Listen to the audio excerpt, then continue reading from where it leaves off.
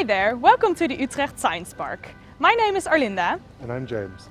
And we're here today to tell you a little bit about cycling in the Netherlands and particularly in Utrecht. As you may already know, cycling is super popular in the Netherlands. So it's also really important that you know how the road works and how it works to cycle in the Netherlands. And that's why we're here. We're going to shoot some short videos to introduce you to the world of cycling in Utrecht. But before we get started, it's really important that you make sure your bike has several key things on it which will help you stay safe and also help you avoid any fines whilst you're cycling here. Here's what you must have. Lights. These should be white or yellow at the front and red at the back and not flashing.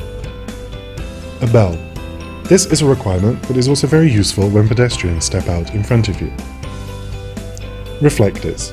These should be yellow on your pedals, red at the back and yellow or white at the front. Now that your bike is ready, the first tip that we can give you for cycling in the Netherlands is don't try to cycle like the Dutch. The Dutch like to think that they are more or less born on a bike and they can do it as easily as they would do walking. That's right, and you may also sometimes see Dutch cyclists exercise a certain flexibility with the rules and laws of cycling here. In Dutch, this is called gedoogbeleid, where certain minor offences are often ignored, and it roughly translates to a looking the other way policy.